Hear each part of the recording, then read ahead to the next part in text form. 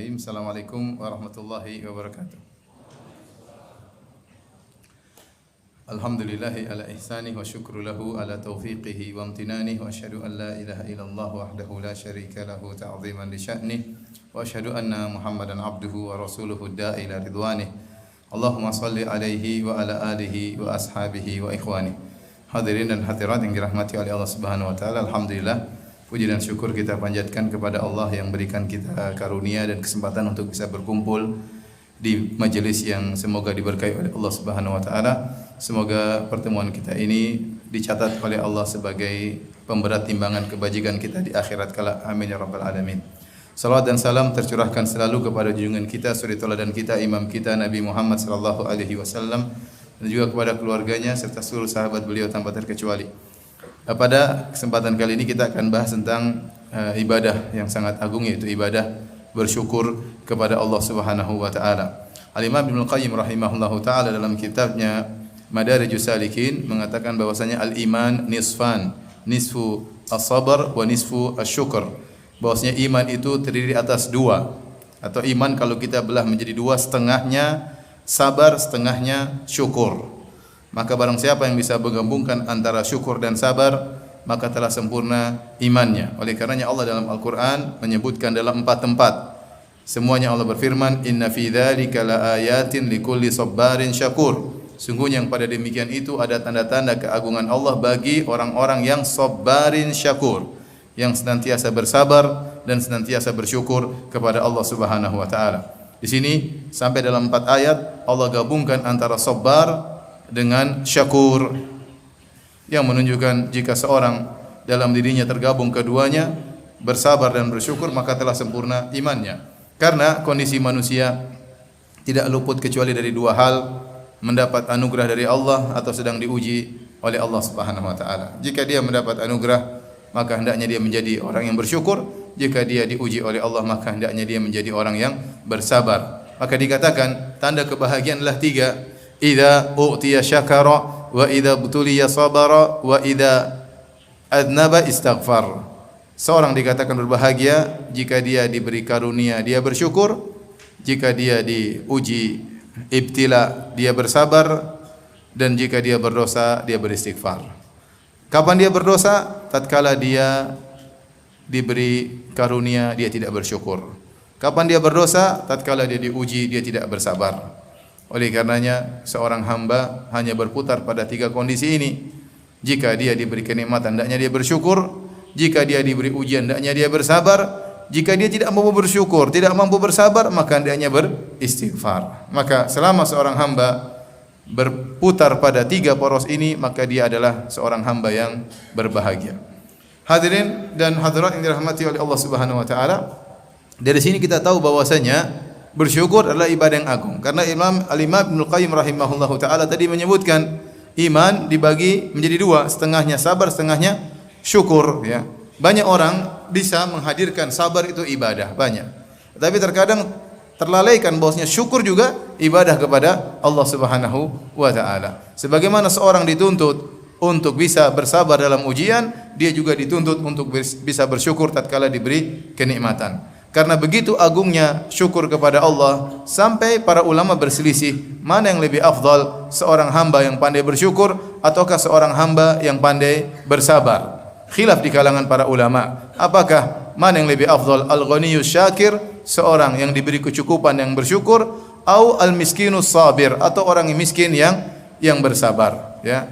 Kenapa? Karena dua-duanya adalah ibadah yang agung. Sebagian ulama berpendapat bahwa yang lebih afdal adalah al-ghaniyus syakir, yang diberi kenikmatan dia bersyukur, dan sebagian ulama berpendapat bahwasanya yang lebih afdal adalah yang miskin dan bersabar, ya.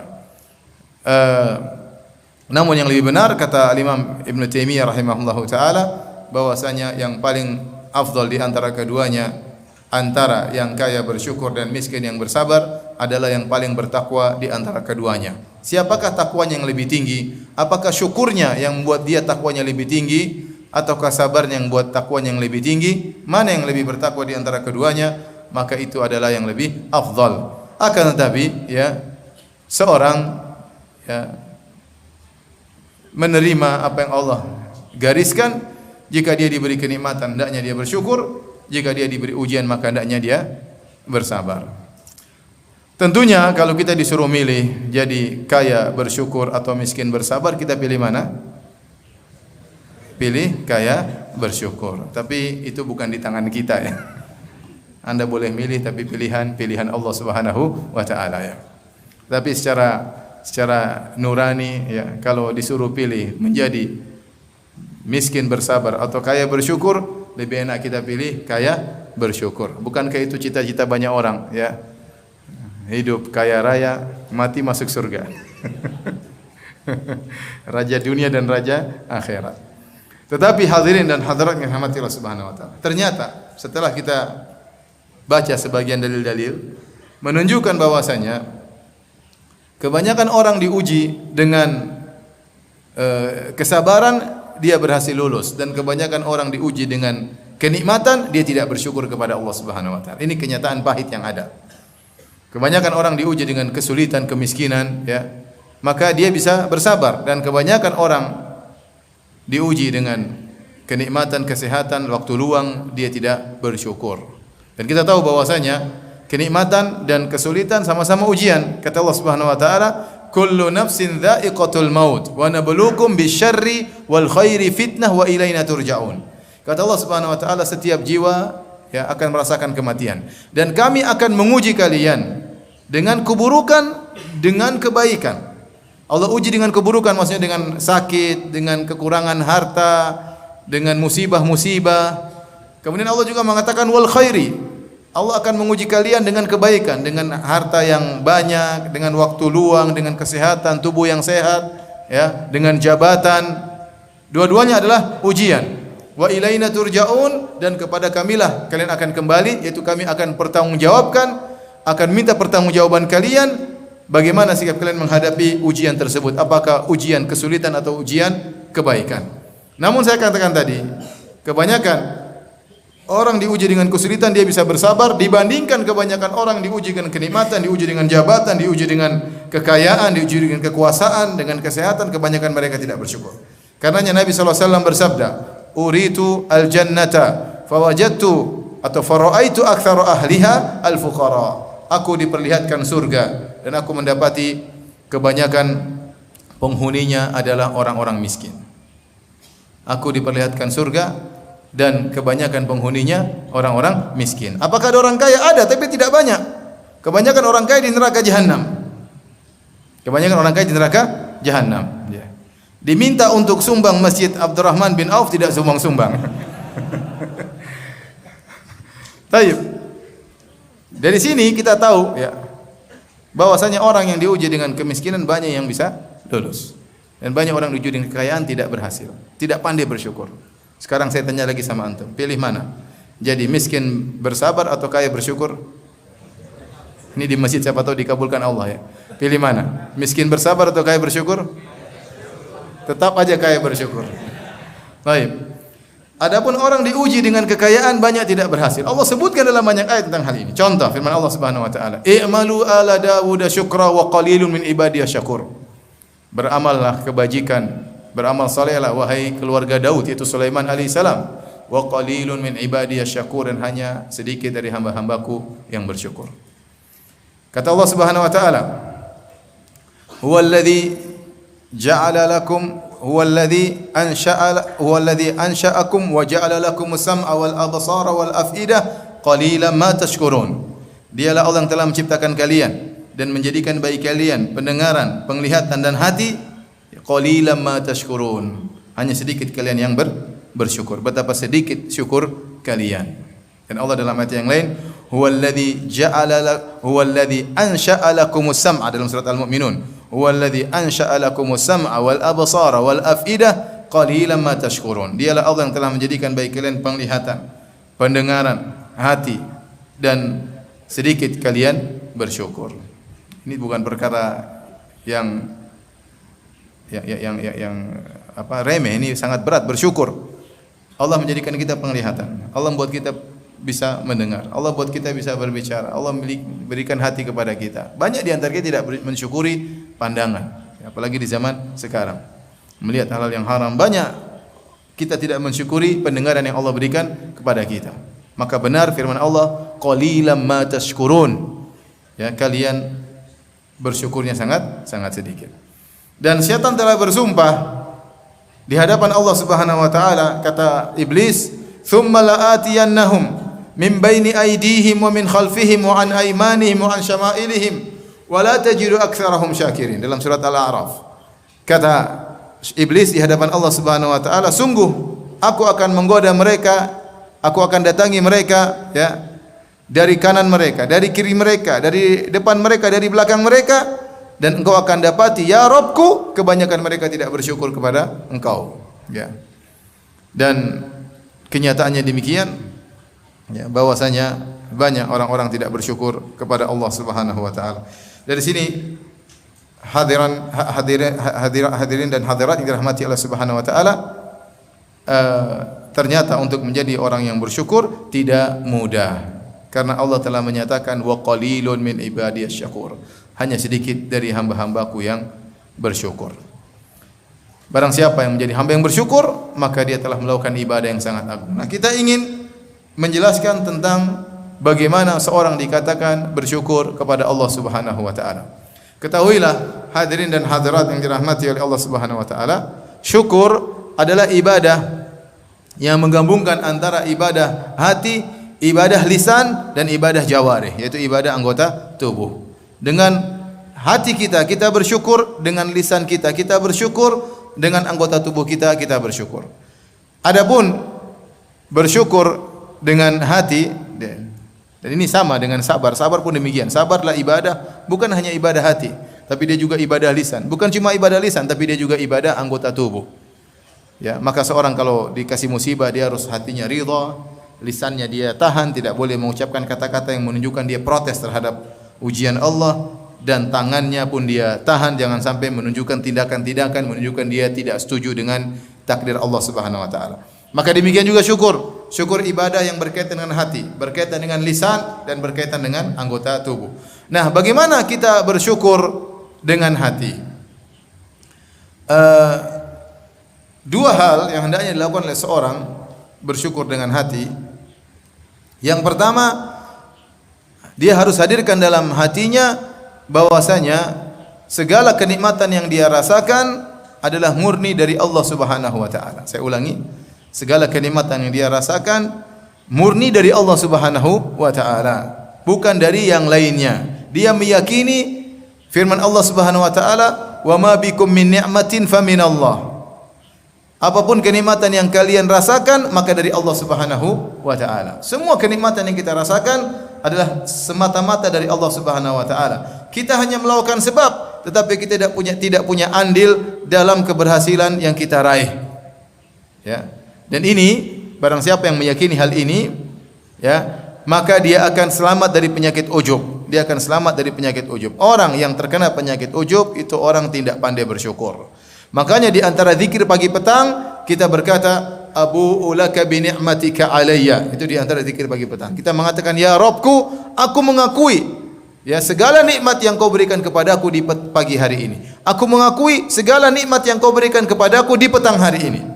Abu'u laka bi ni'matika alayya. A'tarifu bi ni'matika alayya." Aku mengakui segala kenikmatan yang aku rasakan murni semata-mata dari Engkau, ya Allah. Tatkala kita tahu segala keberhasilan yang kita dapatkan, segala kenikmatan yang kita dapatkan murni dari Allah, maka kita akan terhilangkan dari penyakit ujub. Karena sebagian orang tatkala dia berhasil, dia lupa kepada Allah. Dia merasa karena dia hebat maka dia berhasil. Sebagaimana perkataan Qarun, waktu dia dikatakan kau punya harta banyak, kata dia, "Innama utituhu ala ilmin indi." Saya ini punya harta banyak karena saya punya ilmu dalam berdagang, punya ilmu dalam mencari harta. Maka dia ujub. Padahal kita tiap salat kita berikrar, iyyaka na'bud wa iyyaka nasta'in. Ya Allah, hanya kepada Engkau lah kami beribadah, wa iyyaka nasta'in, dan hanya kepada Engkau lah kami mohon pertolongan. Artinya apa? Segala keberhasilanku murni pertolongan Engkau, ya Allah. Memang kita melakukan usaha, tetapi usaha kita pun karena Allah Subhanahu wa taala. Seorang mungkin dia berhasil karena kecerdasannya. Yang kasih dia kecerdasan siapa? Allah Subhanahu wa taala. Kalau Allah berkehendak, tahu-tahu dia kejedut, hilang kecerdasannya. Mungkin terjadi. Tahu-tahu Allah cabut kesehatannya, percuma kesehatannya, percuma kecerdasannya, tanpa kesehatan dia tidak bisa berbuat apa-apa. Jadi kita harus yakin bahwasanya segala keberhasilan yang kita miliki murni dari Allah Subhanahu wa taala. Kapan kita merasa punya andil dalam keberhasilan kita, maka kita terkena ujub, dan itu adalah syirik kecil. Syirik kecil yang bisa menggugurkan amal seseorang. Ya, fal ujuba fahdharhu innal ujuba mujtarifun a'mala sahibihi fi sailihil arimi. Waspadalah terhadap ujub. Sungguhnya ujub itu bisa menggeret amal pelakunya, ya, sehingga terbuang, tidak ada nilainya sama sekali. Maka seorang waspada. Apa itu ujub? Kenapa dikatakan syirik kecil? Karena dia merasa bukan cuma Allah semata yang buat dia berhasil, tapi dia juga punya andil dalam keberhasilan tersebut. Kalau ria, seorang beramal soleh ingin dipuji, sehingga dia menyamakan Allah dengan orang lain. Dia ingin dapat pujian dari Allah dan ingin dapat pujian dari manusia yang lain. Kalau ujub, dia mengangkat dirinya sejajar dengan Allah. Dia merasa keberhasilan yang dia dapatkan adalah karena Allah dan juga karena apa? Karena dirinya. Dan itu sangat berbahaya. Seorang jangan sampai dia kemudian mendapat gelar, ya, dia merasa karena saya pintar, karena saya ini, karena saya ini. Benar engkau melakukan sebab, tapi jangan sampai hilang dari benakmu kau menyangka bahwasanya karena kau hebat makanya kau berhasil. Saya sering sampaikan bahwasanya kekayaan tidak berbanding lurus dengan kecerdasan. Betapa banyak orang cerdas tidak kaya, iya atau tidak? Jangan sampai seorang mengatakan saya kaya karena saya cerdas. Ada lagi yang berkata saya kaya karena saya banyak pengalaman. Saya katakan banyaknya pengalaman tidak berbanding lurus dengan kekayaan. Betapa banyak orang kerja pengalamannya 100 pengalaman tetap miskin. Kenapa? Pengalamannya selalu jadi anak buah. Ada orang tidak sekolah, kemudian dia berdoa, dengan berdoa Allah kasih dia kaya, gampang. Bisa. Ada orang mungkin tidak berdoa, mungkin bahlul, tahu-tahu bapaknya kaya raya, dapat warisan, kaya raya, selesai. Maksud saya, ya ikhwan, ya maksud saya, ya, jangan sampai kita merasa kita berhasil karena kita. Kapan kita merasa kita berhasil karena kita, maka kita terkena penyakit ujub, maka kita tidak bersyukur. Orang yang ujub itu orang yang tidak bersyukur. Tetapi tatkala dia tahu kenikmatan semuanya dari Allah, dia senantiasa bersyukur kepada Allah. Dia khawatir sewaktu-waktu Allah bisa mencabut nikmat tersebut. Dia berusaha menjaga nikmat tersebut karena dia tahu murni dari Allah Subhanahu wa taala. Ini yang pertama berkaitan dengan hati, mengakui bahwasanya segala kenikmatan yang kita rasakan, apapun, mau perdagangan, mau ilmu, ya, mau penemuan, mau apapun, semata-mata dari karunia Allah Subhanahu wa taala. Ini yang pertama. Yang kedua, yang harus kita tumbuhkan dalam hati agar kita pandai bersyukur kepada Allah, yang disebutkan oleh Ibnu Qayyim rahimahullah dalam kitabnya Madarijus Salikin, yaitu jangan sampai Anda merasa bahwasanya Anda berhak dapat nikmat ini.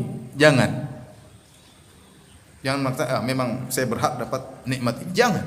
Seakan-akan Anda mengatakan, ya Allah, memang tugasmu untuk memberikan saya nikmat kepada saya.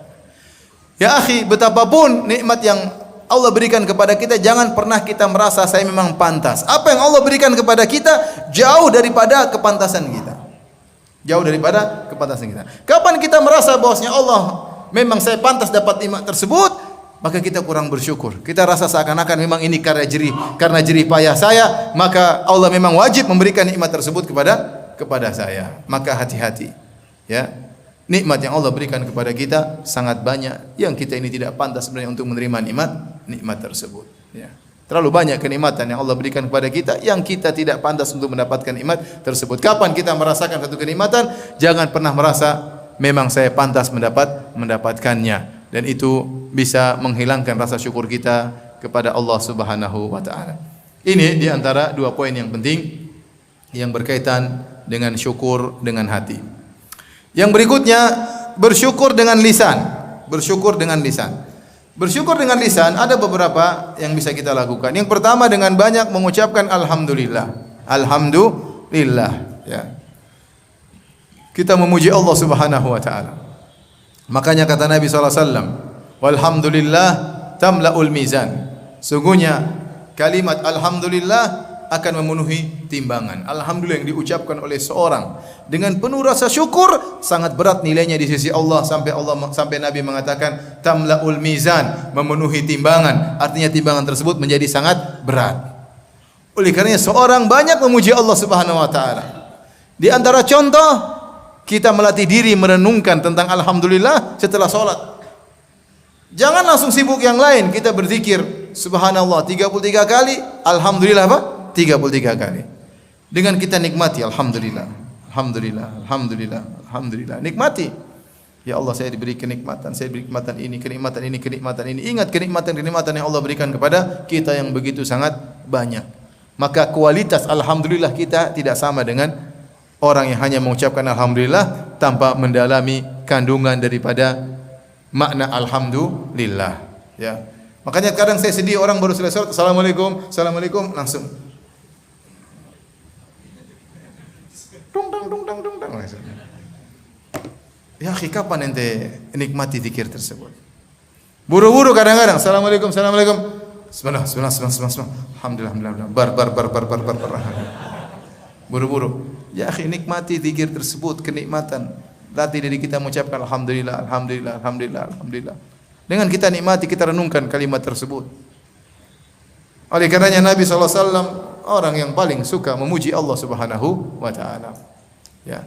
Bangun tidur Nabi SAW memuji Allah langsung. Apa doa bangun tidur? Alhamdulillahi alladzi ahyana ba'da ma amatana wa ilaihin nusyur. Masya Allah, hafal doa tidur. Kayak anak saya masih kecil juga hafal. Kemudian juga doa yang lain, alhamdulillahilladzi afani fi jasadi wa radda alayya ruhi wa adina li bi dzikrihi. Di antara doa bangun tidur. Kalau doa mau tidur apa? Yang antum hafal? Bismika Allahumma ahya amutu wa ahya. Itu anak saya juga kehafal ya.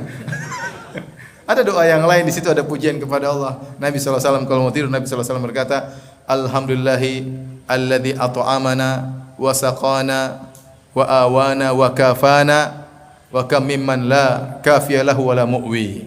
Kata Nabi SAW, segala puji bagi Allah yang telah memberikan aku minum, telah memberikan aku makanan, telah memberikan aku kecukupan, telah memberikan aku naungan. Betapa banyak orang tidak diberi kecukupan dan betapa banyak orang tidak diberi naungan. Kemudian Nabi tidur. Memuji Allah sebelum tidur. Rasulullah SAW kalau selesai makan, selesai minum, alhamdulillahilladzi at'amani hadza ta'am wa razaqanihi min ghairi haulin minni wala quwwah. Lihat, begitu dalam makna tersebut, segala puji bagi Allah yang telah menganugerahkan kepadaku makanan ini atau minuman ini, ya. Tanpa ada usaha dan daya upaya dariku, semuanya dari Allah Subhanahu wa taala. Makanya dalam hadis kata Nabi SAW, innallaha la yarda 'anil 'abdi an ya'kula al-aklata fayahmadahu 'alaiha wa yashraba asyarbata fayahmadahu 'alaiha. Sungguhnya Allah sangat ridha kepada seorang hamba jika dia makan, dia memuji Allah atas makanan tersebut, dan jika dia minum, dia memuji Allah atas minuman tersebut. Jadi di antara bentuk kita bersyukur kepada Allah, kita memuji Allah. Apapun yang kita rasakan, segera kita ucapkan apa? Alhamdulillah, jangan ragu-ragu. Bahkan jika seorang imannya sudah tinggi, bahkan dia mendapat musibah, dia mengatakan alhamdulillahi ala kulli hal. Segala puji bagi Allah dalam segala kondisi. Artinya tidaklah musibah ini menimpaku kecuali di balik musibah ini banyak sekali hikmah-hikmah yang Allah kehendaki, banyak sekali kebaikan-kebaikan yang Allah kehendaki untukku. Maka dia pun muji Allah dengan berkata alhamdulillahi ala kulli hal. Segala puji bagi Allah atas segala kondisi. Jadi ini antum banyak, kita lagi sekarang di zaman sekarang ini, kita banyak waktu terbuang-buang dengan medsos, terbuang-buang dengan melihat akun orang lain, terbuang-buang dengan mengikuti berita politik-politik yang tidak ada hujung-hujungnya. Sudah kasih analisa kita salah semuanya. Lawan jadi kawan, kawan jadi lawan. Masya Allah, ya. Habis waktu kita mengumpulkan datanya semua tidak ada yang valid, yang bawa perawinya semua dhaif. Habis waktu, Ikut kabar artis, kalau pemuda ikut kabar pemain bola ini lawan lagi, waduh habis waktu. Kita sekarang di zaman yang waktu kita terbuang-buang. Maka tidak ada salahnya kita sambil berjalan, alhamdulillah, alhamdulillah, subhanallah, alhamdulillah, wala ilaha illallah, Allahu akbar. Antum naik motor sambil berzikir, subhanallah, alhamdulillah, wala ilaha illallah, Allahu akbar. Antum naik mobil sambil berzikir, subhanallah, alhamdulillah, wala ilaha illallah, Allahu akbar. Perbanyak zikir, antum di mana-mana astaghfirullah, astaghfirullah, astaghfirullah.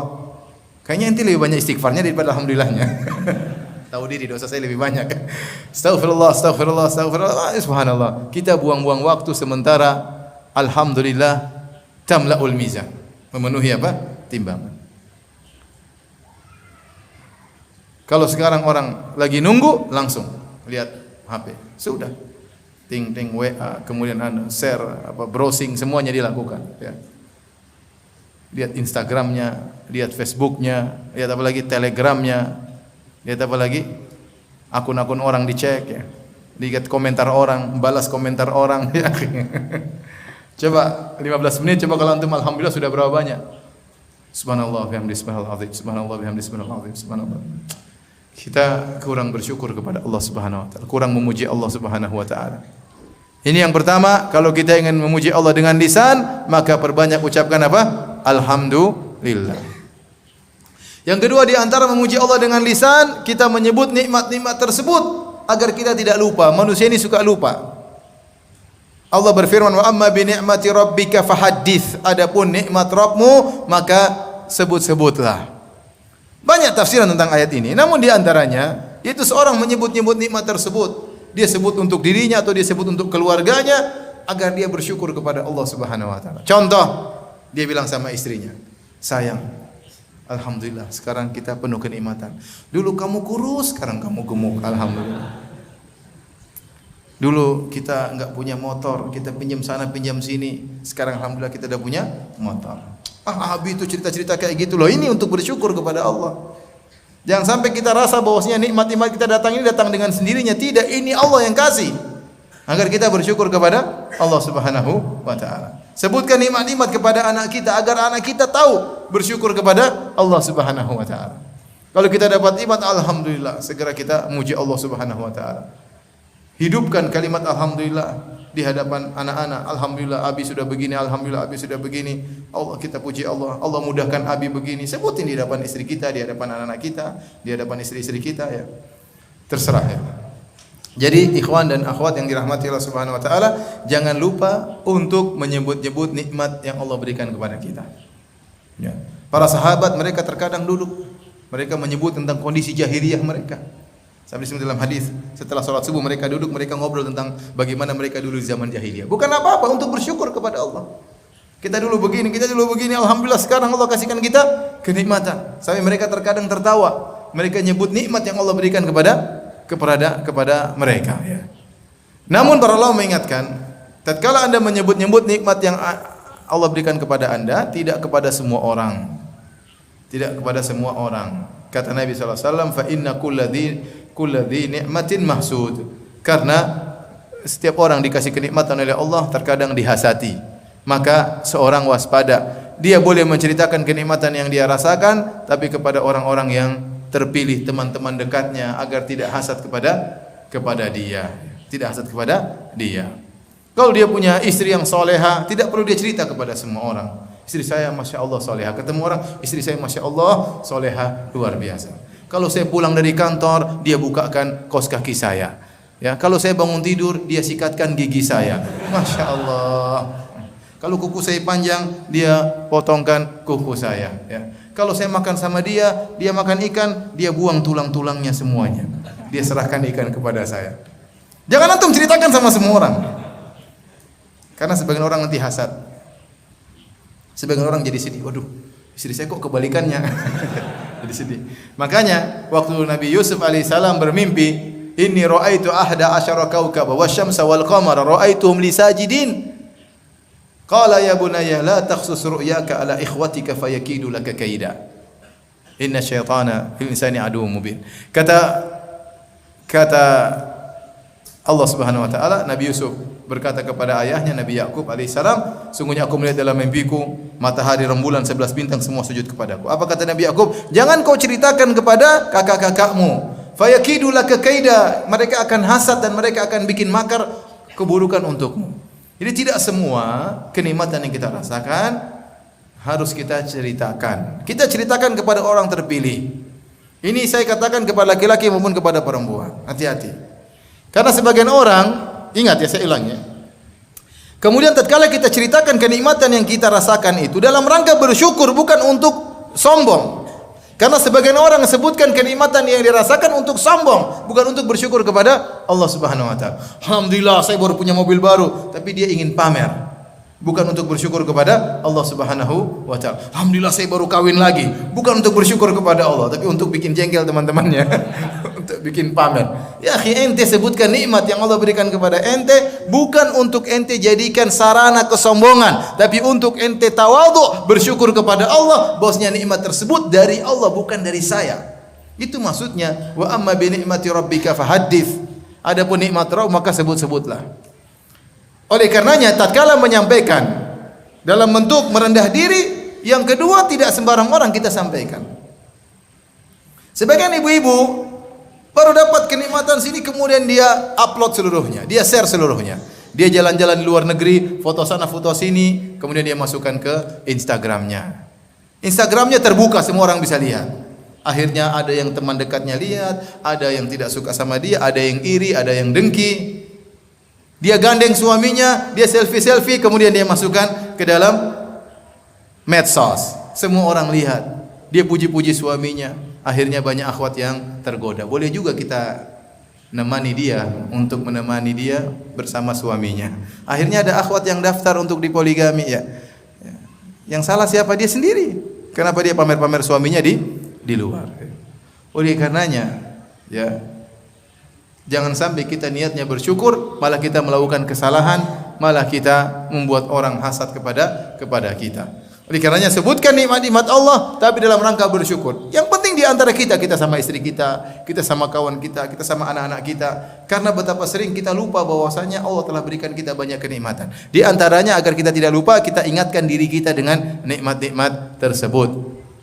Taib, ini di antara bersyukur kepada Allah dengan lisan. Adapun bersyukur kepada Allah dengan jawarih, dengan anggota tubuh. Maka di antara bentuk bersyukur kepada Allah dengan anggota tubuh adalah melakukan sujud syukur. Sujud syukur dilakukan jika kita mendapatkan suatu kenikmatan yang tidak biasanya. Dapat kenikmatan tidak biasanya, maka kita bersyukur. Rasulullah SAW kalau diberi kabar dengan suatu kenikmatan, Rasulullah SAW kharra sajidan. Rasulullah SAW kemudian sujud syukur. Sebagaimana disebut Ali bin Abi Thalib radhiyallahu taala anhu tatkala berhasil membunuh orang-orang Khawarij, maka kemudian Ali mengatakan, cari di antara mereka seorang yang sudiyah ya, atau sudiyah ya, yaitu seorang laki yang memiliki tangannya buntung dan dia memiliki semacam tai lalat besar di buntung tangannya tersebut, dan pada tai lalat tersebut tumbuh beberapa helai rambut. Maka Ali suruh cari. Setelah orang-orang Khawarij dibunuh, akhirnya anak buah Ali bin Abi Thalib radhiyallahu anhu mencari dan mereka tidak dapat. Kemudian Ali pun keluar keringat. Kemudian berkata, wallahi ma kadzabtu wa la kudzibtu. Aku tidak berdusta. Bahwasanya di antara orang-orang Khawarij ada orang yang seperti itu, dan aku tidak didustakan oleh Nabi sallallahu alaihi wasallam. Karena yang mengabarkan adalah siapa? Nabi sallallahu alaihi wasallam. Kata Ali bin Abi Thalib, iltamisu, carilah. Mereka cari lagi. Setelah dibongkar-bongkar mayat, ternyata mayat orang tersebut paling bawah. Diangkat mayat di atasnya, ternyata ada mayat tersebut. Begitu Ali bin Abi Thalib melihat ada mayat sebagaimana dikabarkan oleh Nabi, ada orang Khawarij yang sifat-sifatnya persis yang disampaikan oleh Nabi, kharra sajidan, maka beliau pun sujud syukur kepada Allah Subhanahu wa taala. Ya. Seperti kalau tidak salah Hasan Al-Basri waktu dikabarkan Hajjaj bin Yusuf meninggal dunia, maka dia pun sujud syukur. Ada orang tewas, alhamdulillah, sujud apa? Syukur. Ini orang zalim, sangat zalim, membunuh orang, ya, menumpahkan darah kaum muslimin, menumpahkan darah orang saleh. Begitu dia meninggal, seorang tabi'in kemudian sujud syukur kepada Allah Subhanahu wa taala. Jadi di antara di antara bentuk syukur kepada Allah sujud syukur. Kita biasakan diri kita dapat kenikmatan yang luar biasa, yang tidak biasanya kita sujud syukur. Dapat kabar naik pangkat sujud syukur. Dapat kabar naik gaji misalnya sujud syukur. Dapat kabar nama keluar untuk hajian tahun ini sujud apa? Syukur, alhamdulillah. Dapat rezeki bisa umrah, sujud, syukur. Enggak ada masalah, biasakan diri kita untuk sujud syukur kepada Allah Subhanahu wa taala. Kemudian yang kedua, secara umum kalau ingin bersyukur kepada Allah, bukti yang nyata adalah beramal saleh. Dan inilah perkataan Allah kepada Nabi Sulaiman alaihissalam, "I'malu ala Dawud syukra."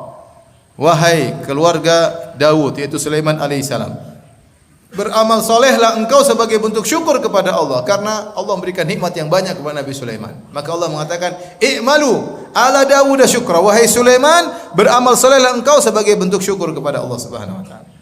Oleh karenanya di antara doa seorang yang Allah sebut orang saleh dalam Al-Qur'an, "Rabbi auzi'ni an ashkura ni'mataka allati an'amta alayya wa ala walidayya wa an a'mala salihan tarda." Dia berkata, "Ya Rabbku, ilhamkanlah kepadaku agar aku bisa mensyukuri nikmat yang Kau berikan kepadaku dan kepada kedua orang tuaku, dan agar aku bisa beramal soleh dengan amal soleh yang Kau ridhoi." Dia tahu bahwasanya konsekuensi dari syukur adalah beramal soleh. Makanya waktu Allah Subhanahu wa taala memberikan nikmat telaga Kautsar kepada Nabi sallallahu alaihi wasallam, kata Allah, "Ya inna a'tainakal kautsar." Sungguh kami telah memberikan kepada engkau telaga Kautsar di surga wahai Rasulullah sallam. "Fashalli li rabbika wanhar." Allah menggunakan kata fa. Maka kalau begitu salatlah dengan ikhlas dan menyembelihlah. Ini dalil bahwasanya salat dan menyembelih adalah bentuk syukur kepada Allah Subhanahu wa taala. Ini perkara yang sangat logis. Di antara bentuk Anda bersyukur kepada Allah, Anda banyak beribadah kepada Allah Subhanahu wa taala. Makanya Nabi sallallahu alaihi wasallam orang yang paling banyak beribadah kepada Allah. Nabi sallallahu alaihi wasallam sampai salat sampai kaki beliau bengkak, pecah-pecah hatta tatawarram qadamah, sampai kedua kaki beliau bengkak, hatta tatafattar qadamah, sampai kedua kaki beliau pecah-pecah. Waktu Nabi ditanya, "Rasulullah, kenapa Anda beribadah seperti ini sementara telah diampuni dosa-dosa yang telah lalu dan akan datang?" Dan kita tahu Nabi sallallahu alaihi wasallam tidak akan pintu surga terbuka kecuali yang mengetuknya Rasulullah SAW. Tapi apa jawaban Nabi SAW? "Afala akunu abdan syakura." Kenapa aku tidak menjadi hamba yang pandai bersyukur? Jadi omong kosong kalau antum bilang saya pandai bersyukur, tapi antum malas beribadah, omong kosong. Antum salat malas, salat rawatib malas, salat malam malas, ya. Salat duha juga malas, ya. Baca Quran malas, ya. Terus antum bilang antum pandai hamba yang pandai bersyukur, omong kosong. Ya, harus ada buktinya. Ya, i'malu ala Dawud syukra. Ya, beramalah sebagai bentuk Anda bersyukur kepada Allah Subhanahu wa taala. Semakin hamba bersyukur kepada Allah, semakin banyak dia beribadah kepada Allah Subhanahu wa taala. Taib, ini yang kedua di antara bentuk syukur dengan anggota tubuh. Yang ketiga, menggunakan nikmat-nikmat yang Allah beri kepada kita untuk jalan-jalan yang diridai oleh Allah Subhanahu wa taala. Kalau Anda diberi rezeki, maka jangan lupa banyak bersedekah, banyak berinfak jalan Allah. Anda diberi kecerdasan, maka gunakan untuk merenungkan ayat-ayat Allah Subhanahu wa taala. Anda diberikan suara yang indah, gunakan untuk melantunkan ayat-ayat Allah Subhanahu wa taala. Ya. Seperti itu, ya. Anda diberi kesehatan, gunakan untuk membantu orang lain sebagaimana perintah Allah Subhanahu wa taala. Jadi kita menggunakan segala nikmat yang Allah berikan kepada kita untuk beribadah di jalan Allah Subhanahu wa taala. Kemudian yang keempat, bagaimana cara bersyukur dengan jawarih anggota tubuh, yaitu tidak menggunakan nikmat-nikmat tersebut untuk bermaksiat kepada Allah Subhanahu wa taala. Di antara nikmat yang Allah berikan kepada kita adalah mata. Di antara nikmat yang Allah berikan kepada kita adalah telinga, pendengaran. Yang di antara nikmat Allah berikan kepada lisan, ya. Ya. Allah berikan lisan. Lisanan apa namanya? Wa syafatain, ya. Allah berikan apa? Syafatain, bibir untuk bisa apa? Berbicara. Alam naj'al lahu ainain wa lisanan wa syafatain. Bukankah kami telah menjadikan bagi dua mata, lisan dan dua bibir untuk bisa berbicara? Itu nikmat. Ya. Makanya Allah mengatakan, ya, huwallazi akhrajakum min butuni ummahatikum wa ja'alakumus sam'a wal absara wal af'idata la'allakum tashkurun. Dialah yang telah mengeluarkan kalian dari ibu-ibu kalian dalam kondisi ya tidak tahu apa-apa. Ya, la ta'lamuna syai'an. Kalian tidak mengetahui apa-apa. Wa ja'alakumus sam'a wal absara wal afidah qalilan la'allakum tashkurun. Allah kemudian memberikan kepada kalian pendengaran, penglihatan, hati agar kalian bersyukur kepada Allah Subhanahu wa taala. Maka di antara bentuk tidak bersyukur kepada Allah, kita gunakan mata kita untuk melihat yang haram. Di antara bentuk tidak bersyukur kepada Allah, kita menggunakan telinga kita untuk mendengar perkara-perkara yang haram. Di antara bentuk tidak bersyukur kepada Allah, kita gunakan lisan kita untuk berkata-kata yang haram, untuk berkomentar-komentar yang haram. Maka seorang hati-hati. Di zaman sekarang ini zaman penuh ujian. Mata kita kalau kita tidak awas, tidak waspada, maka kita hanya melihat kemaksiatan. Ya, wal iyadzubillah. Sekarang maksiat kita bawa kemana-mana. HP kita bawa kemana-mana. Selama Anda punya akun Instagram, Anda pasti bermaksiat. Selama Anda punya akun Facebook, Anda pasti apa? Bermaksiat. Karena belum ada sekarang Instagram syar'i, belum ada. Facebook syar'i juga belum ada. Ya. Saya kemarin ketemu seorang syekh, dia punya HP iPhone. HP iPhone-nya enggak ada kameranya. Dibuka, biasanya memang enggak ada kamera, ternyata dibuat khusus tidak ada kameranya ya. Supaya menghindarkan diri dari hal yang tidak tidak. Oleh karenanya kalau kita ternyata duduk terkadang bermenit-menit, 30 menit, 1 jam untuk melihat yang tidak benar, untuk mendengar yang tidak benar, maka sebenarnya kita tidak bersyukur kepada Allah Subhanahu wa taala. Waktu kita buang ya, percuma ya. Tidak ada manfaatnya. Dari satu berita, satu klip ke klip yang lain, ya, dari satu berita ke berita yang lain, dari gibah yang satu ke gibah yang lain, dari cercaan, celaan, tanabus bil alqab, hinaan, gelaran-gelaran. Kita ikut-ikut menggelari, kita kemudian digelari, saling menghina, berjam-jam habis, ya. Sebagaimana yang kita lihat tatkala menjelang pemilu. Subhanallah. Waktu terbuang-buang. Akan berulang 5 tahun lagi. Hati-hati, waspada. Kalau Anda ingin bersyukur kepada Allah, gunakan yang bermanfaat. Kalau bukan bidang Anda, tidak usah ikut nimbrung. Kalau bidang Anda, silakan ikut nimbrung. Kalau bukan, maka tidak usah ikut nimbrung. Barang siapa bermaksiat kepada Allah dengan pandangannya, dengan telinganya, maka sungguhnya dia tidak bersyukur kepada Allah Subhanahu wa taala. Bismillahirrahmanirrahim. Alhamdulillah, salatu wassalamu ala Rasulillah wa ala alihi wasallam. Kita lanjutkan bahasan kita. Pada poin terakhir tadi kita sebutkan di antara bentuk kita bersyukur kepada Allah adalah tidak menggunakan nikmat yang Allah berikan kepada kita kepada hal yang tidak bermanfaat, ya, apalagi kepada maksiat kepada Allah Subhanahu wa taala. Sebagai contoh akan hal ini, bagaimana seorang tidak bermaksiat karena mengingat karunia Allah adalah yang dilakukan oleh Nabi Yusuf alaihissalam. Ketika Nabi Yusuf alaihissalam digoda oleh Zulaikha, ya, maka dalam godaan yang sangat berat, ya, bagaimana digoda seorang wanita yang cantik di dalam kamar tertutup, tidak ada yang melihat kecuali Allah Subhanahu wa taala, ya. Kemudian di tengah-tengah godaan yang berat tersebut, kata Nabi Yusuf alaihissalam tatkala dikatakan hai talak, kemarilah wahai Yusuf, qala ma'adzallah innahu rabbi ahsana mathwaya. Kata Nabi Yusuf, a'udzubillah, sungguhnya Rabbku telah berbuat baik kepadaku. Ada dua tafsiran di kalangan para ahli tafsir. Kebanyakan ahli tafsir mengatakan innahu rabbi, maksudnya majikanku yaitu suamimu Zulaikha telah berbuat baik kepadaku. Bagaimana aku membalas kebaikannya dengan berzina dengan istrinya? Ini kebanyakan ahli tafsir menafsirkan demikian. Sebagian ahli tafsir menafsirkan innahu rabbi ahsana maswaya, sungguhnya Rabbku Allah telah berbuat baik kepadaku. Bagaimana aku bermaksiat kepada Allah Subhanahu wa taala? Maka di antara hal yang membuat seorang tidak bermaksiat, dia ingat terlalu banyak nikmat yang Allah berikan kepada dia, yang sewaktu-waktu Allah bisa cabut nikmat tersebut. Maka jangan dia gunakan pandangannya, pendengarannya, hatinya, tulisannya, uangnya untuk bermaksiat kepada Allah Subhanahu wa taala.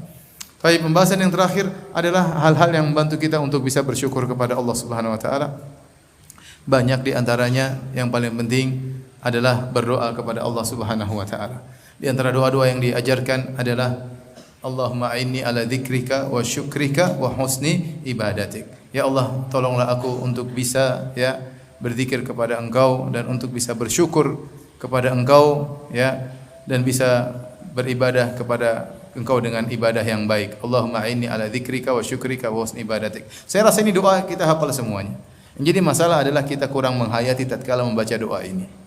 Ya, kita harus sadar bahwasanya syukur itu butuh pertolongan dari Allah Subhanahu wa taala. Kalau tidak menolong, seorang tidak bisa bersyukur kepada Allah Subhanahu wa taala. Maka sekali lagi kita ucapkan doa ini, bahkan Nabi sallallahu alaihi wasallam ya berdoa setiap selesai salat subuh. Ba'da ma sallam, setelah beliau salam, di antaranya beliau berkata setelah salam adalah salat subuh, Allahumma a'inni ala dzikrika wa syukrika wa husni ibadatik. Setiap hari Nabi minta itu di awal subuh, langsung Nabi minta ya agar beliau bisa bersyukur kepada Allah seharian penuh, agar beliau bisa berzikir kepada Allah dan bisa beribadah kepada Allah dengan baik.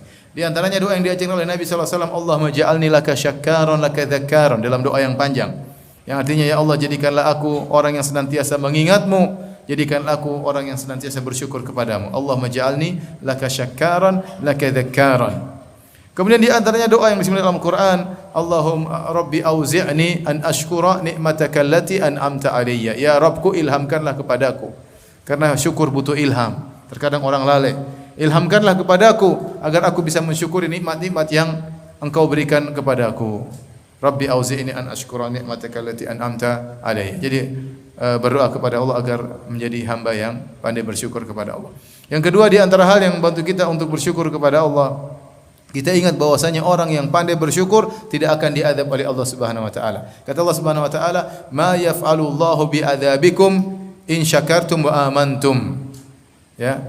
Sungguhnya Allah tidak akan mengadab kalian kalau kalian bersyukur kepada Allah Subhanahu wa taala. Selama kita pandai bersyukur kepada Allah, tidak mungkin Allah akan mengadab kita. Ini janji Allah Subhanahu wa taala. Ya, ingin selamat dari azab maka pandai bersyukur kepada Allah Subhanahu wa taala. Di antara hal yang membantu kita untuk bersyukur kepada Allah Subhanahu wa taala, ingat bahwasanya kalau kita bersyukur akan ditambah kenikmatan dari Allah Subhanahu wa taala. La in syakartum la azidannakum. Kalau ya kalian bersyukur, maka ya aku akan tambah nikmatku kepada kalian. Betapa banyak orang yang pandai bersyukur, Allah terus tambah nikmatnya. Betapa banyak orang yang mensyukuri ilmunya, tawadhu di hadapan Allah, Allah semakin tambah ilmunya. Orang yang sombong Allah tidak tambah ilmunya. Kalau ditambah ilmu pun tidak berkah, ya. Kemudian betapa banyak orang bersyukur dengan hartanya. Dia berhaji, kemudian dia umrah, dia bersedekah, Allah tambah rezekinya. Kenapa? Dia bersyukur kepada Allah Subhanahu wa taala. Maka kaidah la in syakartum la azidannakum. Kata Allah, kalau kalian bersyukur, maka aku akan tambahkan syukur kepada kalian. Kemudian yang berikutnya, agar kita pandai bersyukur kepada Allah. Ingat, kalau kita pandai bersyukur bukan untuk Allah, untuk kita sebenarnya. Allah tidak butuh dengan ibadah kita, Allah tidak butuh dengan syukur kita. Apa kata Allah Subhanahu wa taala? In ahsantum ahsantum li anfusikum wa in asabtum falaha. Kalau kalian berbuat baik kepada diri kalian. Kata walaqad ataina Luqmanal hikmata an ishkur lillah. Kata Allah, sungguh kami telah berikan kepada Luqman yaitu al-hikmah, anishkur lillah, bersyukurlah kepada Allah. Ya. Wa may yashkur fa innama yashkuru li nafsihi. Barang siapa yang bersyukur, sungguhnya dia bersyukur kepada dirinya sendiri. Allah tidak butuh dengan rasa syukur kita, Allah tidak butuh dengan ibadah kita. Apa kata Allah dalam hadis qudsi? Ya ibna Adam, ya ibadi law anna awwalakum wa akhirakum wa insakum kanu ala atqa qarbi rajulin wahidin minkum ma zada fil mulki syai'a. Wahai hamba-hambaku, kalau kalian sudah dari awal sampai akhir seluruhnya hatinya paling bertakwa, seluruh kalian hatinya seperti Muhammad sallallahu alaihi wasallam, tidak akan menambah kekuasaanku sama sekali. Sungguhnya kita bersyukur untuk diri kita. Kalau kita bersyukur yang ambil manfaat kita, Allah tidak mengambil manfaat dari syukur kita. Makanya kita itu bersyukur untuk diri kita sebenarnya. Maka mengapa kita malas untuk bersyukur? Anda bersyukur ditambah rezeki, Anda bersyukur ditambah kedudukan di sisi Allah Subhanahu wa taala.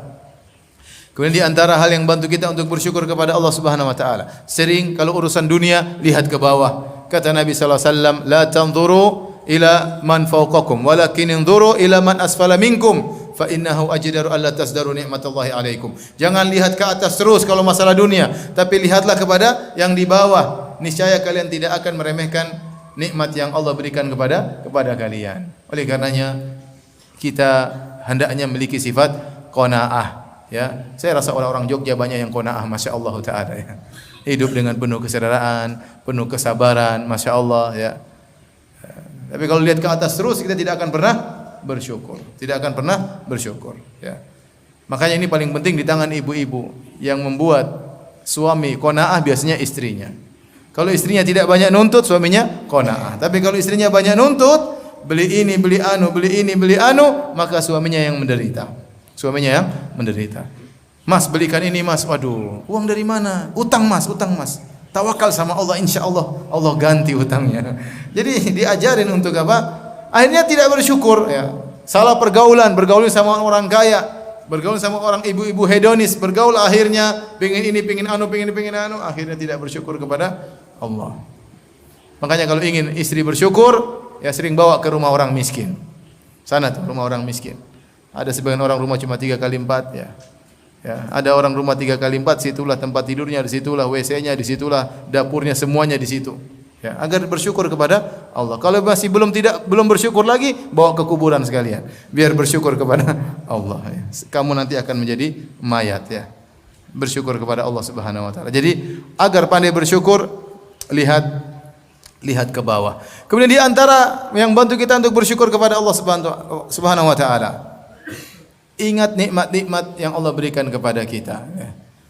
Ya, wa in ta'uddu nikmatallahi la tuhsuha. Kalau kalian menghitung nikmat Allah, maka kalian tidak akan bisa menghitungnya. Dan ingat nikmat Allah ada 2 model, ada yang kita minta dan banyak yang tidak kita minta, tahu-tahu Allah berikan kepada kita, ya. Wa atakum min kullin ma sa'altum, dalam sebagian qiraah dalam surat Ibrahim, wa atakum min kullin, Allah berikan kepada kalian segalanya, ma sa'altum, yang kalian tidak pernah minta kepada Allah Subhanahu wa taala. Seperti kita diberikan Islam, Allah kita tidak pernah, masih kecil enggak tahu kita sudah lahir dalam kondisi Islam. Itu nikmat luar biasa. Saya tidak usah bicara jauh, saya sendiri tinggal dulu di Papua, ya. Tahu-tahu tidak pernah berpikir mau jadi ustadz, tidak pernah berpikir mau hajian, ya, karena modal tidak ada, ya. Tahu-tahu alhamdulillah, tahu-tahu yang tidak pernah saya minta sebelumnya Allah berikan banyak yang tidak pernah saya minta sebelumnya. Di antara dalil akan hal ini kisah Nabi Musa alaihissalam. Waktu Nabi Musa alaihissalam berdoa kepada Allah, Rabbi syrah li sadri wa yassir li amri wahlul 'uqdatam min lisani yafqahu qawli. Waktu Nabi Musa disuruh berdakwah kepada Firaun, dia berkata, ya Rabbku, ya, lapangkanlah dadaku, mudahkanlah urusanku, mudahkan aku untuk menyampaikan, dan seterusnya. Apa kata Allah? Qala qad utita su'laka ya Musa. Sungguh permintaanmu telah dikabulkan wahai Musa. Wa laqad mananna 'alaika marratan ukhra. Sungguhnya kami telah berikan kepada engkau nikmat sebelumnya. Kapan? Id auhayna ila ummika ma yuha anikdhifihi fit tabut. Waktu kau masih kecil, kau belum bisa ngomong, belum bisa berdoa, kau tidak minta keselamatanmu, tapi Allah menyelamatkan engkau. Allah mengilhamkan kepada ibumu untuk meletakkan engkau dalam keranjang, dilepaskan di tengah Sungai Nil, kemudian diambil oleh keluarga Fir'aun. Wa alqaitu 'alaika mahabbatan minni, kami menjadikan keluarga Fir'aun cinta kepada engkau. Begitu istri Fir'aun buka keranjang tersebut, dia jatuh cinta kepada engkau, kau pun disayang sama Fir'aun. Semuanya itu tidak pernah diminta oleh Nabi Musa.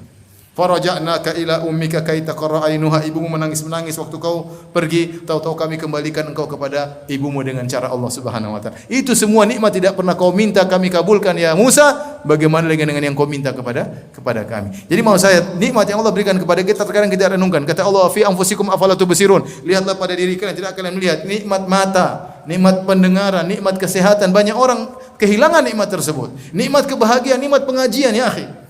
Kita lihat banyak orang kaya, mereka tidak bahagia. Mereka bingung nikahin mereka. Mereka menghabiskan harta mereka karena tidak ada kebahagiaan mereka dapatkan. Mereka maksiat sana, maksiat sini, berzina sana, narkoba dan macam-macamnya. Di tengah-tengah orang menyangka dia orang paling bahagia, ternyata dia tidak bahagia. Kenapa? Dia jauh dari ajaran Allah Subhanahu wa taala. Betapa banyak artis hidupnya sengsara, rumah tangganya hancur, terjebak dengan narkoba. Kenapa? Dia tidak mendapatkan kebahagiaan. Sehingga dia mencari kebahagiaan dengan cara-cara yang haram. Antum tidak usah jadi artis mau bahagia. Antum begini saja bahagia. Jomblo saja bisa bahagia. Apalagi kalau ada gandengannya.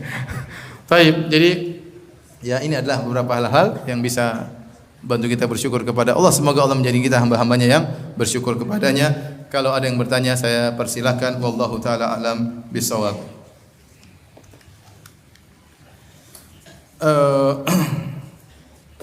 Ada pertanyaan dari kawan jauh, dia juga ikut nonton kajian ini, tinggalnya di Bekasi, ya.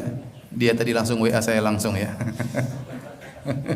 Jadi saya nggak enak, saya jawab dia dulu, ya. Antum kan dekat, dia jauh, ya. Dia bertanya, Ustadz, bagaimana cara sujud syukur? Bagaimana cara sujud syukur? Jawabannya para ulama khilaf tentang cara sujud syukur, apakah disyaratkan dalam sujud syukur seperti sujud dalam salat, yaitu harus berwudu, harus menghadap kiblat, ya. Ataukah tidak disyaratkan. Pendapat yang lebih rajih dan ini dipilih oleh banyak ulama seperti Asy-Syaukani, kemudian para ulama asirin seperti Syekh bin Baz, Utsaimin, Abdul Karim Al-Khudair dan yang lainnya, bahwasanya sujud syukur tidak disyaratkan seperti apa yang disyaratkan dalam salat. Kenapa? Salat paling minimal 1 rakaat. Adapun sujud tidak sampai 1 rakaat, hanya sujud saja. Maka dia tidak dihitung sebagai salat. Maka dia tidak dihitung sebagai salat karenanya ya tidak disyaratkan thaharah. Kemudian tidak disyaratkan menutup aurat. Maksudnya bagaimana? Maksudnya ibu-ibu misalnya dapat berita ternyata anaknya lulus atau bagaimana, dia tidak dalam kondisi berjilbab, pakai baju misalnya tidak pakai kerudung, dia boleh sujud syukur. Allahu Akbar, sujud syukur, kemudian dia baca doa sujud biasa, subhana rabbil a'la wa bihamdi, subhana rabbil a'la wa bihamdi, dan tidak harus disyaratkan apa yang disyaratkan dalam salat. Bahkan para ulama mengatakan saat ini tidak menghadap kiblat, tidak sempat lihat kiblat mana dia sujud, tidak jadi masalah. Berbeda dengan salat. Kenapa? Karena sujud tersebut bukan salat. Bukan salat, dia ibadah tersendiri. Jadi tidak disyaratkan padanya apa yang disyaratkan dalam salat. Wallahu a'lam bishawab. Apakah benar sakit dan musibah yang datang bertubi-tubi karena disebabkan kurang sedekah? Saya rasa tidak ada dalil khusus seperti ini, ya. Ujian datang, ya, musibah datang bisa jadi untuk memberi hukuman kepada seorang, mengurangi dosa-dosanya atau untuk mengangkat derajatnya. Ya, tapi intinya, ya, kalau kita dikasih musibah, kita bersabar meskipun bertubi-tubi, Bisa jadi karena maksiat yang banyak kita lakukan, ini itu kemungkinan besar. Atau Allah ingin mengangkat derajat kita. Makanya dalam hadis kata Nabi sallallahu alaihi wasallam, "Idza ahabba qauman ibtalahum." Kalau Allah mencintai suatu kaum, Allah memberi ujian kepadanya. Man yuridillahu bihi khairan yusib minhu, barang siapa yang Allah kehendaki kebaikan baginya, Allah berikan dia musibah. Idza aradallahu bi 'abdihil khaira ajjalahu al-uqubata fid dunya. Kalau Allah mengendaki kebaikan bagi seorang hamba, Allah segerakan hukumannya di dunia.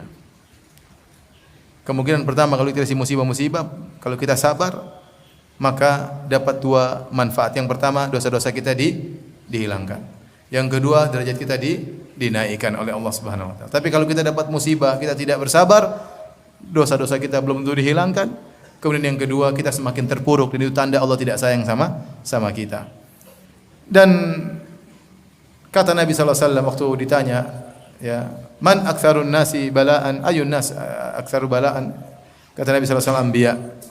Mana orang yang paling banyak ujiannya? Kata Nabi adalah para nabi. Jadi bukan berarti orang terkena musibah di musibah berarti dia kurang sedekahnya, enggak ada hubungannya, ya.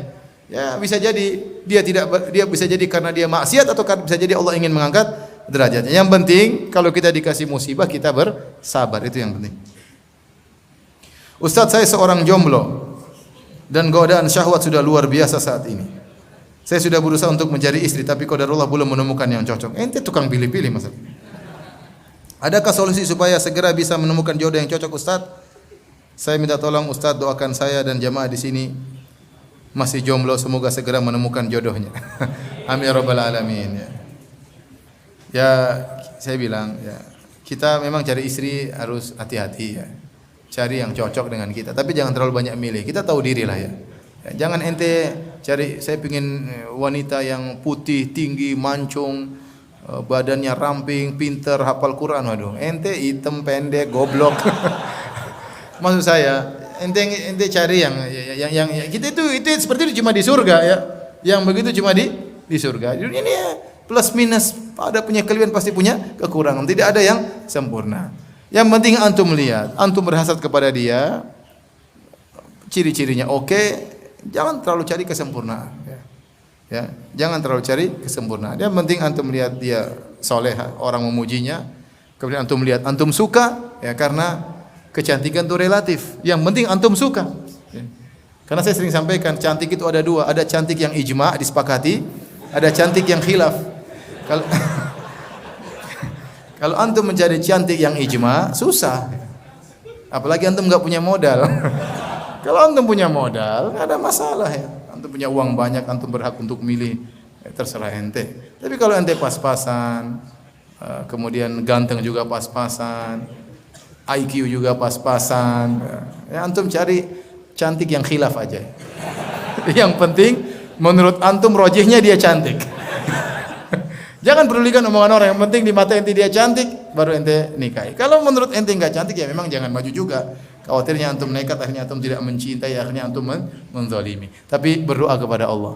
Karena subhanallah, istri itu sangat mempengaruhi kehidupan seorang. Betapa banyak orang berhasil karena apa? Ada istrinya. Banyak orang rusak gara-gara juga apa?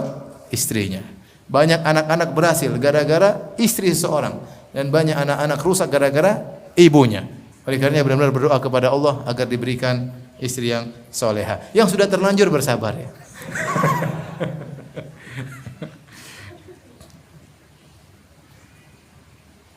Istri ana sering melemahkan ana dalam ketaatan di jalan Allah. Istri ana sering melemahkan ana dalam ketaatan di jalan Allah. Seperti kurang senang kalau pergi ke pengajian. Sinis kalau ana kasih orang tua. Sehingga ana sembunyi-sembunyi kalau memberi orang tua ana.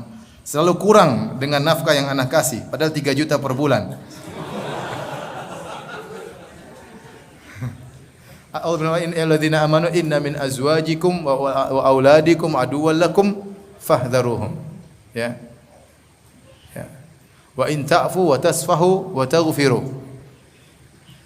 Kata Allah Subhanahu wa taala, wahai orang beriman, sungguhnya di antara istri kalian, di antara anak-anak kalian ada musuh bagi kalian. Musuh itu apa? Menghalangi kita dari ketaatan kepada Allah. Anak-anak misalnya majbanatun, makhbalatun, ya, membuat kita jadi pelit, mau berinfak mikir anak-anak, mau berjihad jadi enggak berani karena takut anak-anak ditinggal tidak ada bapaknya, seperti itu ya. Sehingga musuh. Istri pun demikian. Ya. Ini turun dalam surat At-Taghabun ya. Istri juga demikian, sebagian istri menghalangi kita bertaat kepada Allah, pengajian kita dilarang-larang, berbakti sama orang tua wajahnya sinis ya. Maka biarin aja dia sinis ya. Ya, jangan kita terpedaya oleh musuh kita. Jadi terkadang ada musuh dalam selimut, di antaranya istri. Hati-hati. Ya. Kalau istri kita demikian, bukannya kita omelin, Allah suruh wa in ta'fu wa tasfahu wa taghfiru. Maafkan, berlapang dada, karena sebagian wanita memang demikian. Ya, ini namanya dalam iktiras, yaitu Allah menyebutkan sesuatu kalimat setelahnya jangan sampai salah sangka. Jangan sampai orang menyangka tatkala dikatakan istri kalian musuh, kalau gitu kita hajar, enggak. Maka Allah bantah langsung, Allah mengatakan, tapi kalau kalian ampuni, maafkan, berlapang dada, itu baik bagi kalian. Jadi memang demikian, istri ngomel-ngomel biarin aja. Sini biarin saja, kita mau cari surga, berbakti sama ibu kita, berbakti sama ayah kita. Saatnya kita duduk, kita ngobrol sama dia, diskusikan, sayangku, saya juga ingin masuk surga, berilah kesempatan kepada saya untuk berbakti sama orang tua saya, mumpung mereka masih hidup. Kamu juga saya belikan emas, ya enggak apa ya. InsyaAllah ya, jadi kita harus pandai bersiasat. Tapi benar, memang ada sebagian istri yang menghalangi suaminya dari ketaatan kepada Allah, maka waspadalah. Itu adalah musuh dalam selimut. Ya. Tapi tadi apa? Jangan diomelin, apa dimaafkan.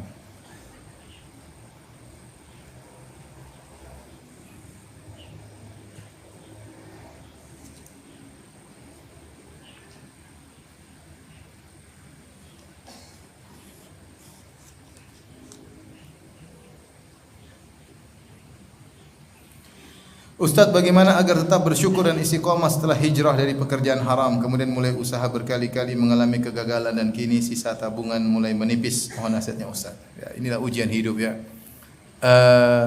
Pasti ada solusinya. Antum tinggal tambah takwa antum. Husnudzon kepada Allah. Takwa bukan hanya kita salat, tapi kita tumbuhkan dalam diri kita. Allah tidak mungkin meninggalkan saya. Ya. Wa may yattaqillaha yaj'al lahu makhraja wa yarzuquhu min haitsu la yahtasib. Barang saya bertakwa kepada Allah, pasti ada solusinya dan Allah akan beri rezeki kepada dia dari arah yang tidak dia sangka-sangka. Antum cerita seperti saya begini, dan banyak orang cerita kepada saya, Allah berikan dia rezeki tiba-tiba, banyak sekali. Yang bedakan antum dengan dia mungkin masalah takwa. Antum harus husnudzon kepada Allah. Dan saya ingatkan, seorang tatkala berhijrah kepada Allah, karena Allah, ya, bukan karena omongan orang, bukan karena ndak enak sama orang, semuanya sudah hijrah kok saya belum. Ya, makanya niatnya harus benar. Man taraka syai'an lillah awadahullahu khairan minhu. Barang siapa meninggalkan sesuatu karena Allah. Ini sangat penting. Kita hijrah bukan untuk kita bangga-banggakan ya. Tapi kita hijrah karena Allah Subhanahu wa taala. Maka berdoa, puasa Senin Kemis misalnya, menangis di hadapan Allah Subhanahu wa taala, insyaallah ada solusinya. Sambil berusaha cari koneksi-koneksi, enggak ada masalahnya. Dan bersabar. Mungkin dulu penghasilan kita misalnya 50 juta, sekarang mungkin ternyata cuma 4 juta, ya sabar, 3 juta sabar. Itu namanya ujian. Tapi apa yang kita tinggalkan semuanya karena Allah, pasti Allah kasih ganti di dunia, kalau tidak di mana, di akhirat.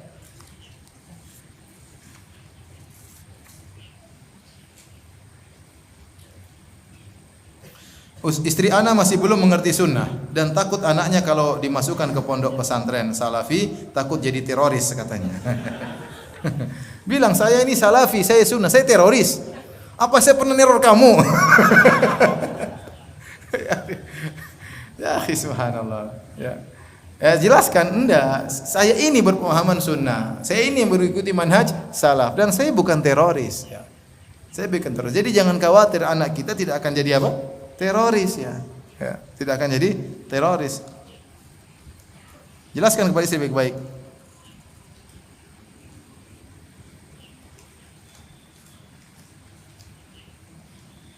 Ustaz mau bertanya, mana yang lebih afdal, menabung untuk merenovasi rumah orang tua karena diminta orang tua, atau tidak menabung tapi disedekahkan? Sedekah yang terbaik untuk orang tua ya.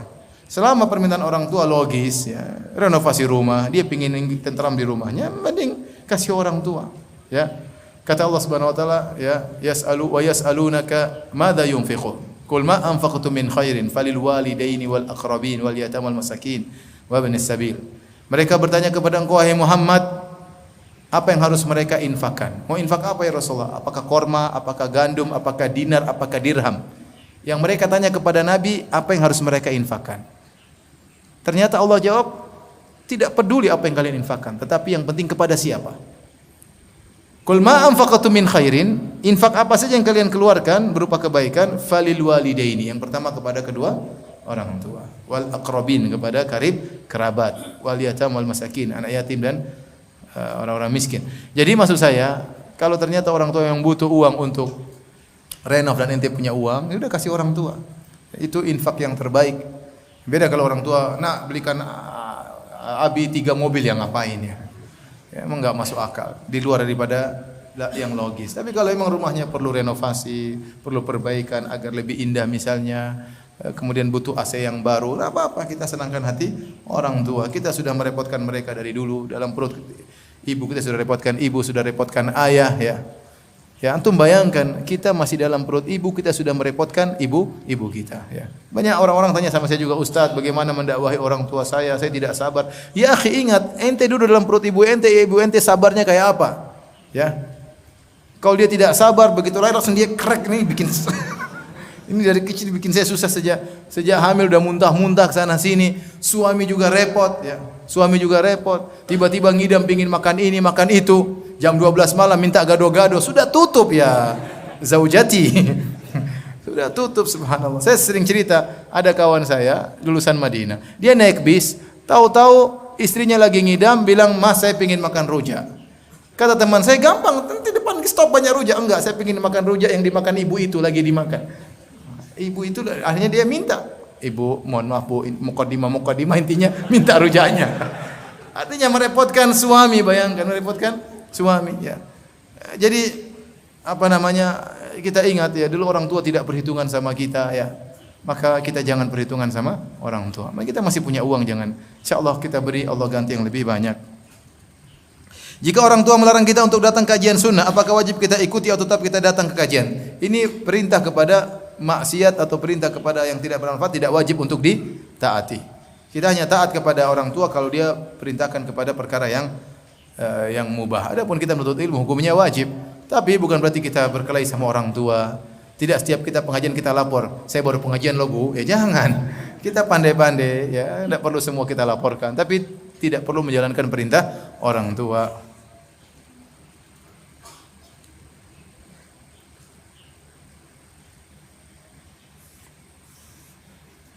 Ustaz, apa bedanya ujub dengan kibar? Ujub tadi merasa punya andil dalam keberhasilan. Gara-gara ujub terus akhirnya bisa menjadi apa? Kibar. Jadi kibar itu derajat setelah apa? Ujub. Orang biasanya ujub akhirnya timbul menjadi apa? Sombong ya. Menjadi sombong.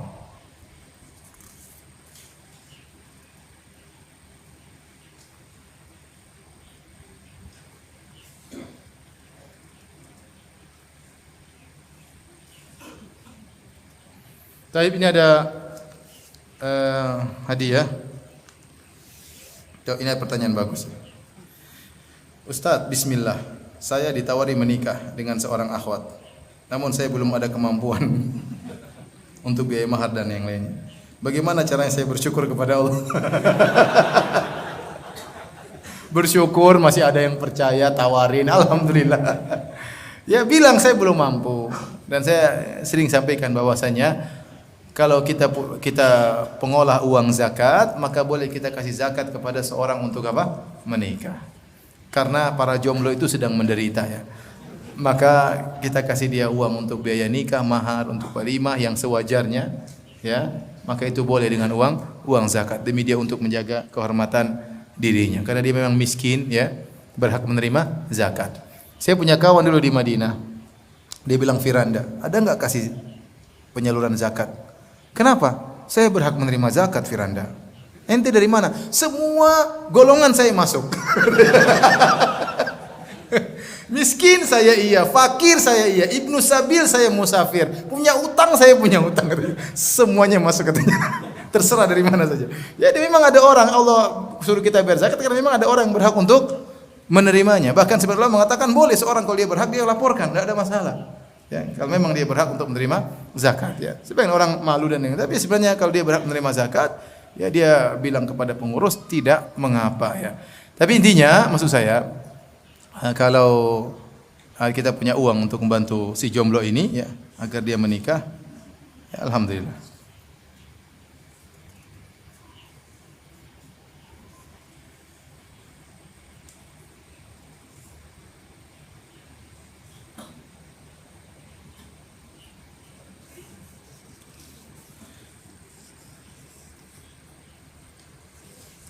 Baik, tanya jawab ya. Pertanyaan pertama, siapa yang bisa sebutkan satu dalil tentang tercelanya ujub? Satu dalil, saya tadi ngomong tentang ujub, saya sebut banyak dalil. Satu aja dalil. Antum catat nggak sih? Coba lihat catatannya. Ada nggak dalil yang antum catat?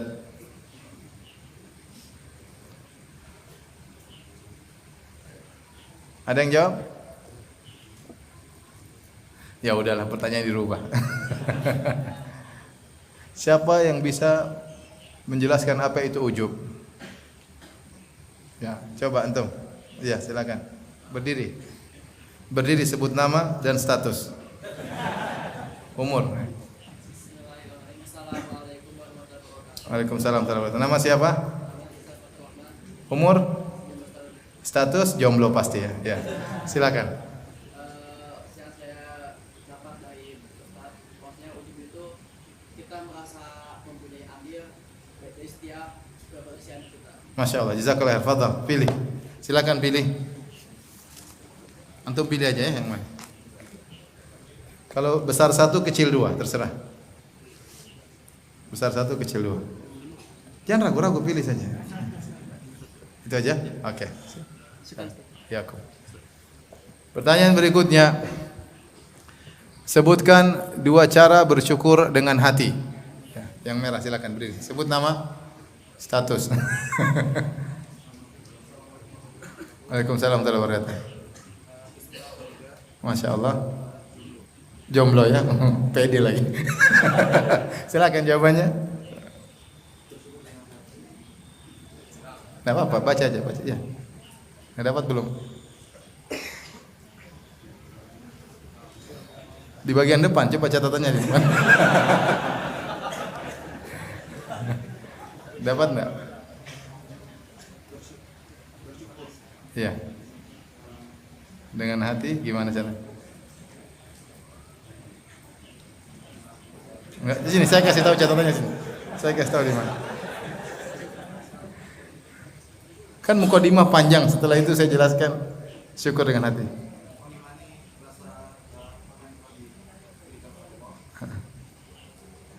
Ada dua tadi, iya enggak? Ada dua. Hah? Lupa? Hah? Lupa ya, enggak apa-apa, sini hadiah. Yang penting ente catat. Silakan. Pilih yang mana?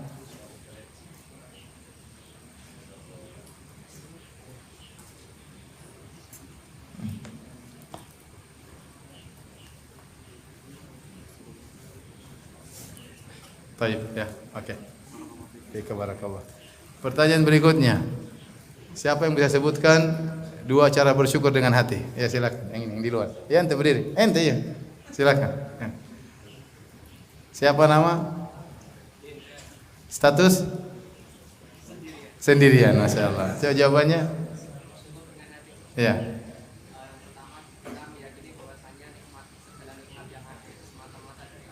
Benar. Yang kedua?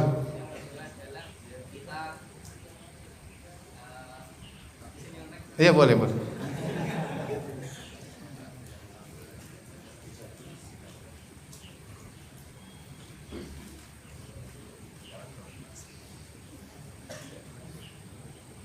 Yang kedua?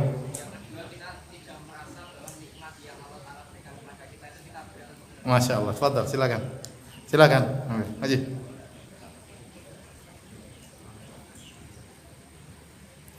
Tapi pertanyaan berikutnya,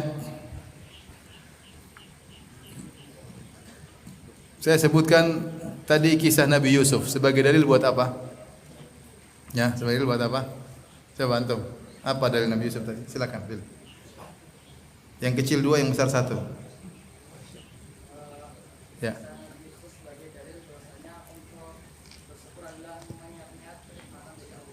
Supaya bisa apa? Meninggalkan apa? Iya, Masya Allah. Silakan. Jomblo juga? Hah? Sudah nikah, alhamdulillah.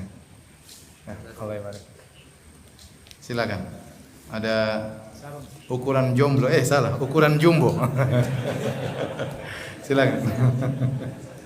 Iya, silakan. Baik.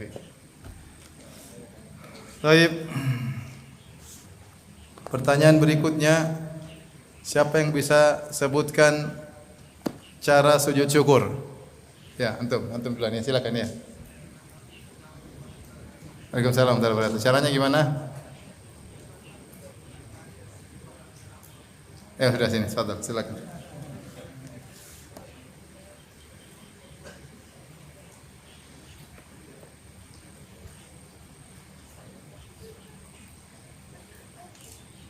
Antum sudah nikah belum? Sudah nikah belum? Belum. Ambil 2 kalau gitu. 2? Iya, 2. Ini buat calon anak. Ini aja dah. Ambil aja. Ambil 3 aja maksudnya. Ini buat calon istri, itu buat calon anak.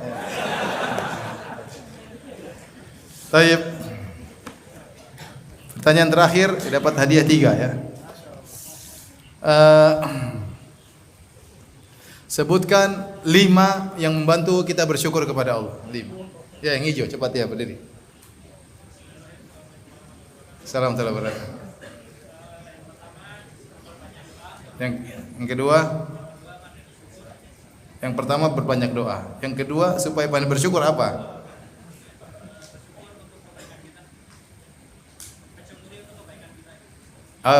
Bersyukur untuk kita sendiri. Bersyukur untuk kita sendiri. Yang ketiga, qanaah. Yang keempat,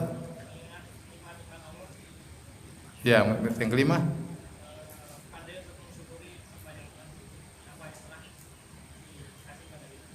itu mulut lagi tuh, kurang. Satu lagi. Enggak juga, tapi enggak apa-apa sih. Silakan. Allah. Baik, demikian saja kajian kita.